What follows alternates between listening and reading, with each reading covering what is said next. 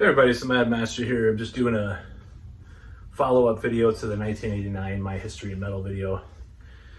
And this is kind of about, this is just kind of some things I might have missed in the video or some clarifications, and then some things I wanted to add to that video because there was a lot of stuff that happened in 1989. It was crazy. So one thing I want to clarify is that Pat was the guy that lived under the porch. Gumby was the guy that lived in my father's house with my brother. My brother lived upstairs. There was a downstairs bedroom. And just wanted to tell a couple stories that happened back then that I missed in the 89, because I'm going to do 90 next probably. And one thing I want to talk about is, well, there's a couple of things I want to talk about, not just one thing. So one thing, there's a couple of things I want to talk about. So I'm gonna go first with this one. And my brother had a shop. He was a entrepreneur, so to speak. And he had a shop. He had a bicycle shop.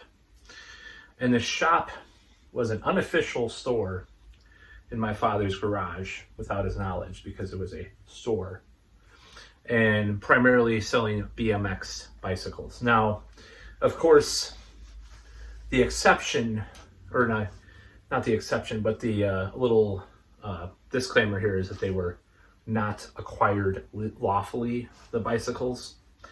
They were stolen bikes. He sold stolen bikes out of my father's garage for a short period of time. So I just wanted to just thought it was kind of a funny little fact.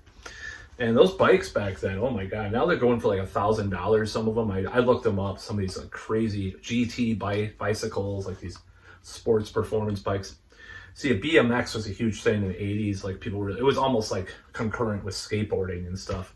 But skateboards never went up to the prices of BMX bikes. My God, some crazy stuff. And my brother was into his little entrepreneurial phase back then. Of course, he got into a different type of selling a couple years later and had to serve jail time for it. But that's another story for 1999 and 1991. So the next thing I want to talk about, I wanted to add these things to this video, but it's too late. But I just wanted to add a couple more things. So, Legend of Zelda, I got it for my 12th birthday, or some things are a little hazy. It's like what happened during this year.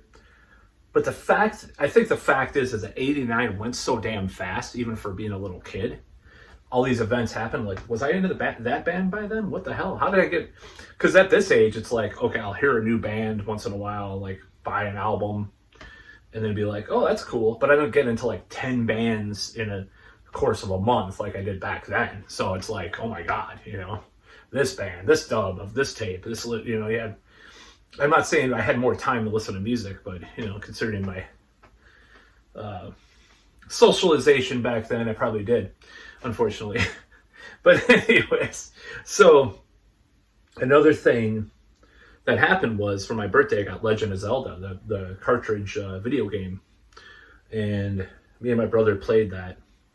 He wasn't only into crime, Yeah, he liked the video games a little bit, and we played it all night once during that summer, I believe it was. And I think like after a while, my brother was going a little more straight, because he had this job at Taco Bell, and he was becoming an assistant manager. I don't know if that was that summer. He was kind of going a little better, after the BMX incident and some other stuff. So I'm trying to remember what happened in 89 versus 90, but it's hard to kind of think about that, because 90 was an interesting year too, and I'll get into that, in the next video. But